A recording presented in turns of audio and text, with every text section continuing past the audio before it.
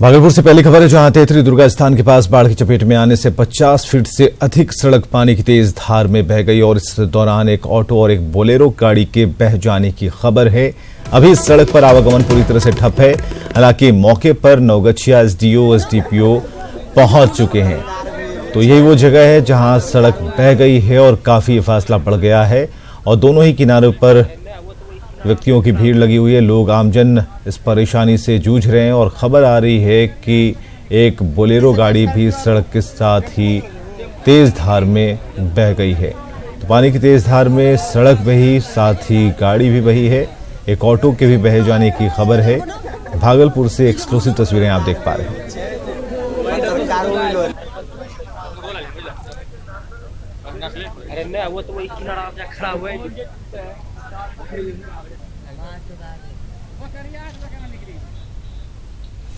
और लखीसराय में चालन प्रखंड के बंशीपुर नदी में मछली पकड़ने के दौरान ग्रामीणों ने एक डॉल्फिन पकड़ा है। डॉल्फिन मिलते ही इलाके में चर्चा का विषय बन गया। खबर मिलते ही काफी संख्या में लोग डॉल्फिन को देखने के लिए पहुंच गए। ग्रामीणों ने डॉल्फिन को देखकर उसे नदी में छोड़ दिया। हालांकि डॉल्फिन गांव के ही पास नदी में तैरती नजर आई।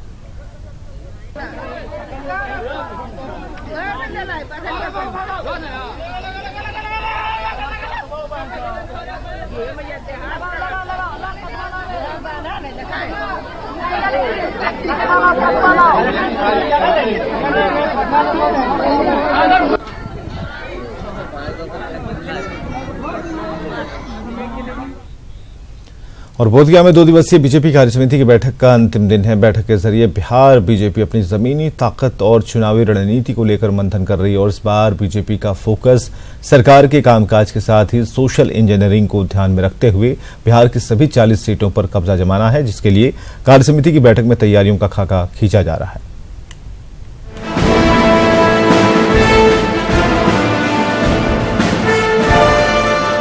बोधगया में बीजेपी की 2 दिवसीय कार्य समिति की बैठक का आज दूसरा और आखिरी दिन है। इस बैठक में बीजेपी ने 2019 के लिए तैयारियों का पूरा खाका खींच दिया है। बिहार बीजेपी के अध्यक्ष नित्यानंद राय ने दावा किया है कि इस बार बीजेपी और उसकी सहयोगी पार्टियां बिहार की सभी 40 सीट पर फतह हासिल करेंगी। कार्य समिति में हम सब आए हैं और 2019 और 40 की 40 इस लक्ष्य के साथ हम सब यहां से जाएंगे। 40 की 40 सिर्फ एनडीए, सिर्फ एनडीए, सिर्फ एनडीए। बता दें कि पिछले साल यानी 2014 के लोकसभा चुनाव में बीजेपी ने सहयोगियों के साथ मिलकर 31 सीटों पर विजय पताका लहराया था। लिहाजा इस बार लक्ष्य 40 का है। कार्य समिति की बैठक में सामाजिक समीकरण का ख्याल रखते हुए वोटरों को अपने पाले में गोलबंद करने की बात कही गई है। साथ ही मोदी सरकार के कामकाज को घर घर तक पहुंचाने का संकल्प भी लिया गया है। देखिए, मेरा अपना मानना है कि 2014 से अधिक रहेंगे, कम नहीं रहेंगे। पिछली बार 9 सीट हम लोग नहीं जीत पाए थे।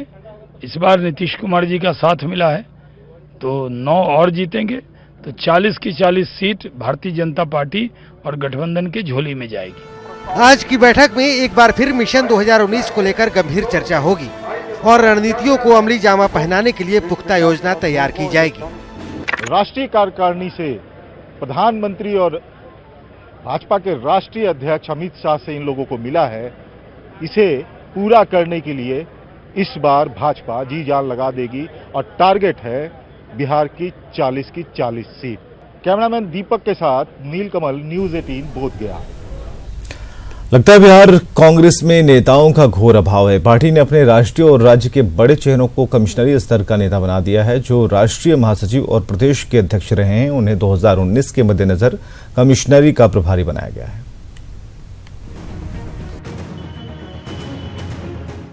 कांग्रेस के बड़े नेता आजकल एहसास से कमतरी के शिकार है। कल तक जो राष्ट्रीय महासचिव और केंद्रीय मंत्री रह चुके हैं, वो अब एक प्रमंडल के प्रभारी होंगे। पूर्व प्रदेश अध्यक्ष भी प्रमंडल के प्रभारी है। कल तक जो प्रदेश अध्यक्ष के दावेदार थे और राज्यसभा के सांसद है, आज वे प्रमंडल के प्रभारी बना दिए गए। कल तक जो प्रदेश में पूरी पार्टी चलाने का दावा करते थे, उनके अंडर में अब सिर्फ एक प्रमंडल होगा। जरा आप भी उन चेहरों को देख लीजिए।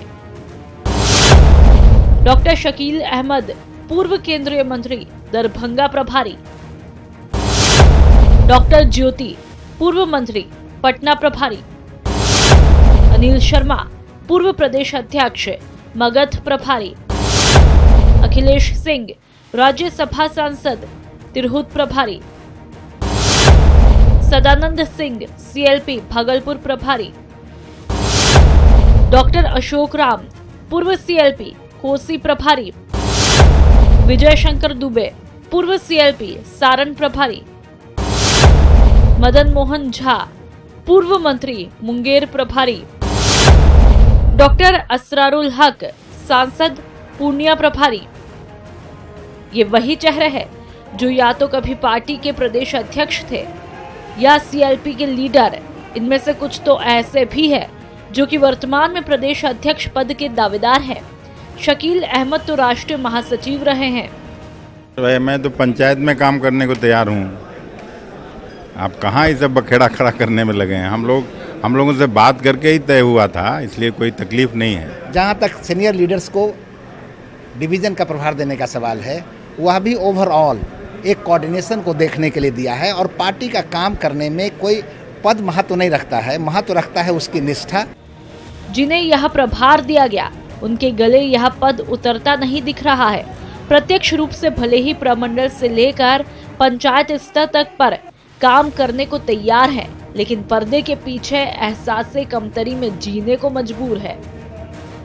पर एक कमिश्नरी लेवल पे एक बुजुर्ग जिनका अनुभव है, उनका मार्गदर्शन भी मिले, उनके आशीर्वाद मिले, युवाओं में दौड़ने की ताकत है, उनको दिशा दिखाने वाला एक बुजुर्ग अनुभव से भरा हुआ चाहिए। कांग्रेस आलाकमान ने एक तीर से दो शिकार किया है। एक तो जमीनी स्तर पर बड़े नेताओं को भेज अपने कार्यकर्ताओं का मनोबल ऊंचा करना और दूसरा वैसे नेताओं को उनकी औकात बताना जो कि अपने आप को प्रदेश कांग्रेस कमेटी का मालिक समझ बैठे थे। रुपेश कुमार, न्यूज़ 18, पटना। सीतामढ़ी जिले से झकझोरने वाला एक वीडियो तेजी से सोशल मीडिया पर वायरल हो रहा वीडियो में एक पिता ने सवाल उठाए हैं सिस्टम की संवेदना पर जो शायद मर चुकी है। मोदी जी, मेरा बात ध्यान से सुनिए। मैं सीतामढ़ी जिला से बोल रहा हूँ। चैनपुर में मेरा बेटी को सांप काट लिया था। मेजरगंज में मैं लेके गया हूँ हॉस्पिटल में। यहाँ मैं सुरक्षित लेके गया था। कोई साधन, कोई प्रसाधन मेरे को कोई गाड़ी नहीं दिया है। मैं उसको बोला एम्बुलेंस दो इसको सीतामढ़ी ले जाने के लिए, तो कोई मेरे को गाड़ी नहीं दिया है, एम्बुलेंस नहीं दिया है। ये एक लाचार बाप का गुस्सा है। मैं सीतामढ़ी जिला से बोल रहा हूँ। चैनपुर में मेरा बेटी को सांप काट लिया। बदनसीब बाप का आक्रोश है यहाँ मैं सुरक्षित लेके गया था।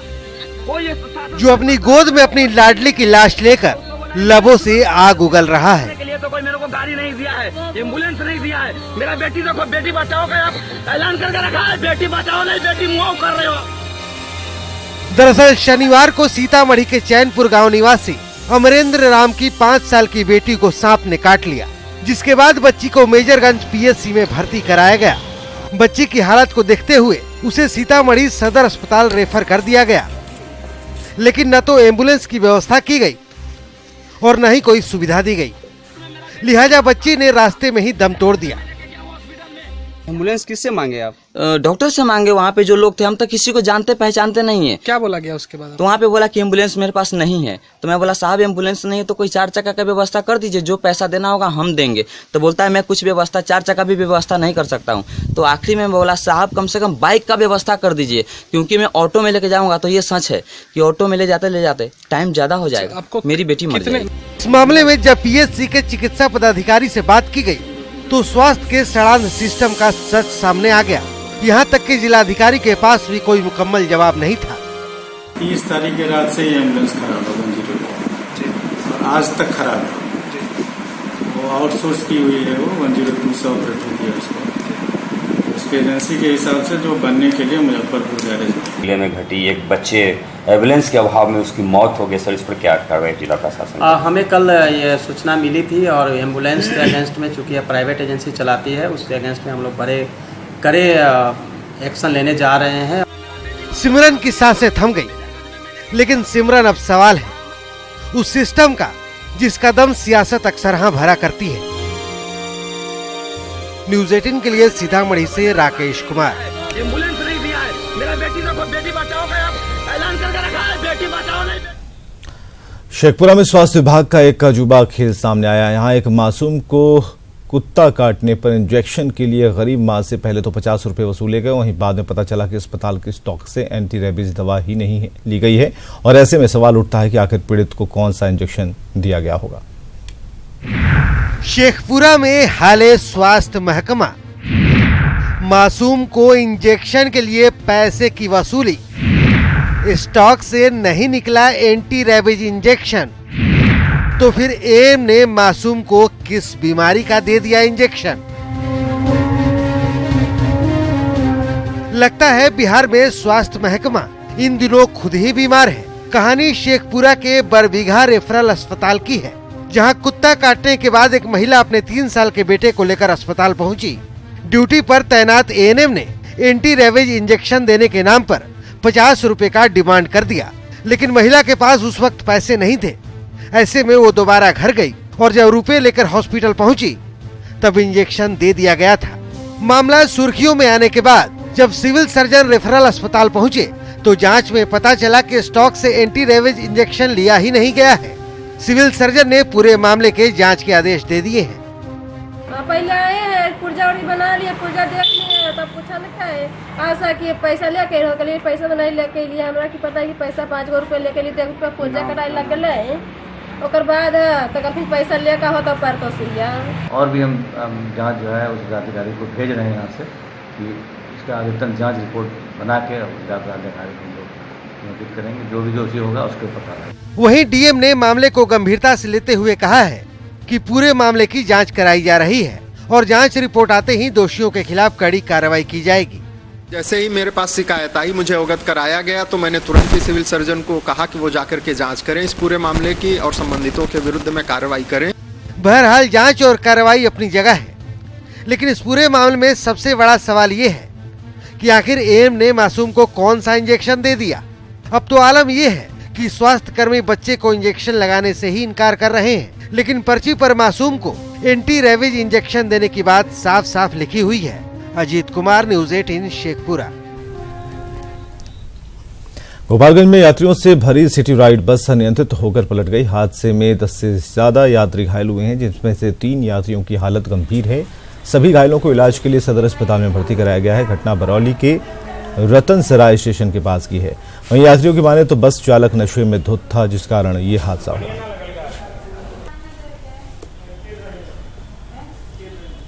ड्राइवर साहब पी के गाड़ी चलावत रहन, कबो एने कबो ओने लेके जात रहन, लेके जात जात गइल बड़े, जब रेलवे पार कइले बड़े।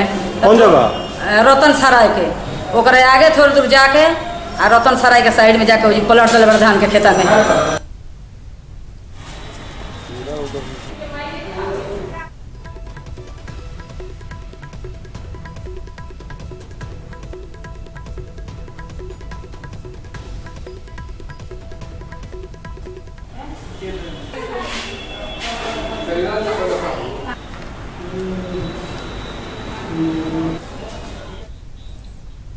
और बिहार के निजी स्कूलों की मनमानी खत्म करने और अभिभावकों को शोषण से मुक्ति दिलाने के लिए सरकार जल्द ही कड़े कानून लागू करने वाली है। डिप्टी सीएम सुशील मोदी ने ऐलान किया है कि निजी स्कूल की मनमानी अब नहीं चलेगी। सरकार के इस कदम पर प्राइवेट स्कूल एसोसिएशन ने ऐतराज जताया है। इस बात का विचार कर रही है कि जिस तरह से उत्तर प्रदेश ने, महाराष्ट्र ने, तमिलनाडु ने, गुजरात ने, देश के अनेक राज्यों ने प्राइवेट स्कूलों में जो निजी विद्यालय है वहाँ जो फी लगती है उसको रेगुलेट करने का, उसको नियंत्रित करने का और निर्धारण करने का राज्य सरकार ने तय किया है। और इसके लिए बहुत जल्दी हम विधानसभा में बिल लाकर एक कानून बनाएंगे ताकि जो प्राइवेट स्कूल हैं वो मनमाने तरीके से बहुत ज्यादा फी लेकर और परिवारों का और शोषण नहीं कर सके।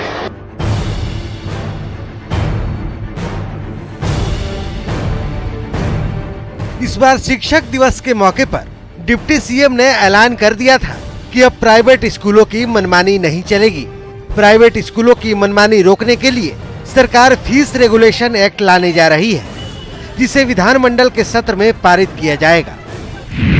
दरअसल पटना में 450 से ज्यादा फर्जी स्कूल हैं, जो 10वीं तक के छात्रों का एडमिशन लेते हैं, जबकि सीबीएसई और आईसीएसई से मान्यता प्राप्त स्कूलों की संख्या मात्र 250 है। स्कूलों में 1500 रुपए से लेकर 4000 तक का शुल्क वसूला जा रहा है। शिक्षा मंत्री का भी कहना है कि स्कूलों पर नकेल के लिए जल्द ही उच्च स्तरीय बैठक की जाएगी। साथ ही निजी स्कूल के संचालकों के साथ भी बातचीत की जाएगी। निश्चित रूप से इस बार जो है ये सारी चीज़ों को ठीक कर लिया जाएगा। हम भी ये भी चाहते हैं कि हम निजी विद्यालय के संचालक जो लोग हैं उनको भी कॉन्फिडेंस में लेकर के हम चाहते हैं कि अगर सामान्य ढंग से कोई बात लागू हो जाती है तो ठीक है, नहीं तो हमको कानून बनाना पड़ेगा तो कानून बनाएंगे। सरकार के इस नए प्रस्ताव पर private school and children welfare association ने कड़ा ऐतराज जताया है और प्रस्तावित बिल का विरोध करने की बात कही है। जो शिक्षा बची हुई है बिहार में, शायद उसको भी ख़त्म करने की साजिश की जा रही है। इसके लिए एक शिष्टमंडल जल्द ही मुख्यमंत्री से मिलकर करके शिकायत करेगा कि इस तरह के बयान कम से कम सरकार की तरफ से नहीं आना चाहिए, क्योंकि हम लोग सरकार का काम कर रहे हैं। वर्षों से निजी स्कूल की मनमानी के बाद भी तमाशबीन बनी सरकार की अब नींद टूट चुकी है। सुशील मोदी ने सार्वजनिक मंच पर ऐलान कर दिया है कि अब निजी स्कूल के खिलाफ कड़े कानून बनेंगे, लेकिन पेरेंट्स को तब सुकून मिलेगा जब कानून का सचमुच पालन होगा। कैमरामैन दीपक के साथ रजनीश कुमार, न्यूज 18 नेटवर्क। उधर सूबे में बढ़ रही आपराधिक घटनाओं की सीएम नीतीश कुमार आज पटना में समीक्षा करने वाले हैं और इस समीक्षा बैठक में सूबे के सभी आईजी और डीआईजी मौजूद रहेंगे। समीक्षा बैठक के दौरान सभी जिलों के एसपी को वीडियो कॉन्फ्रेंसिंग से जोड़ा जाएगा। सीएम जिलों के एसपी से सीधा संवाद करेंगे। आपको बताएं कि पहले ये बैठक 4 सितंबर को होनी थी, लेकिन सीएम के अस्वस्थ रहने की वजह से बैठक को रद्द किया गया था।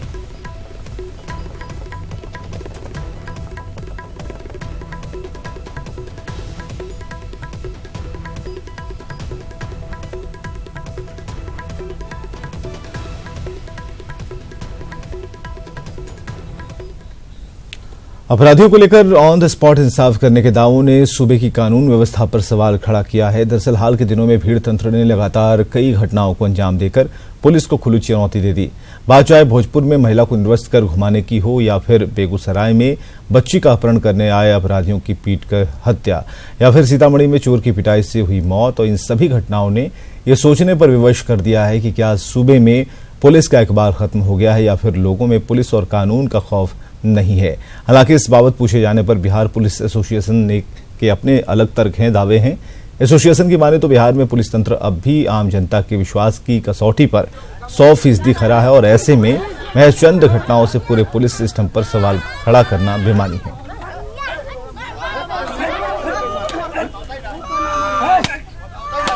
समझना पड़ेगा, कानून किसी को अपने हाथ में लेने का अधिकार नहीं है। आप पुलिस का सपोर्ट सहयोग कीजिए। जब आज के डेट में कहीं कहीं घटनाएं आप कह रहे हैं कि भीड़ तंत्र उग्र हो रहा है, तो वो कानून हाथ में ले रहा है। मैं उनसे अपील करना चाहूँ कि क्यों ले रहा है, सवाल यही है। अब ये तो वैसे व्यक्ति उस भीड़ तंत्र के बताएंगे, लेकिन लोकतंत्र में कानून सर्वोपरि है। कानून को सभी को मानना है।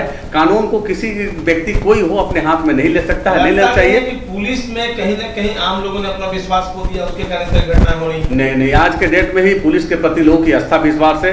कई भी मामले होते हैं, लोग पुलिस के पास ही जाता है, थाने में जाते हैं, पुलिस के पास कंप्लेन करते हैं, पुलिस तीव्रगति से कार्रवाई करती है। ऐसा तो नहीं मैं मानता हूं।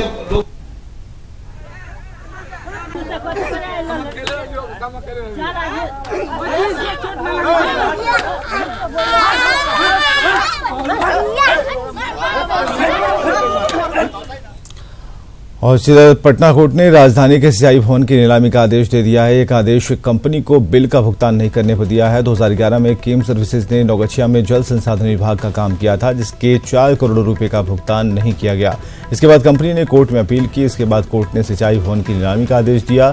सूद के साथ बकाया राशि अब 6 करोड़ की हो चुकी है। कोर्ट के आदेश की नोटिस सिंचाई विभाग के भवन पर चिपका दी गई है, लेकिन विभाग के अधिकारी इस मसले पर कुछ भी नहीं बोल रहे। में हम लोगों ने नौगछिया में एंटी इरोजन का काम किया था, उसी का कुछ बकाया रह गया था। उसके अगेंस्ट में हम लोगों ने भुगतान नहीं होने पर आर्बिट्रेशनल कोर्ट में केस फाइल किया था। वहाँ से इनके विरुद्ध डिग्री हुआ बिहार सरकार के विरुद्ध। फिर हाईकोर्ट ने भी 1 महीने के अंदर भुगतान करने का आदेश दिया। भुगतान नहीं होने पर सब जज 1 के यहाँ इजराइल वाद दाखिल किया गया। उसी में सरकार कोर्ट ने अटैचमेंट का ऑर्डर जारी किया। और फिलहाल के लिए इस बुलेटिन में इतना ही। बिहार की बाकी खबरों को देखने के लिए लॉगिन कर सकते हैं हमारी वेबसाइट news18bihar.com पर।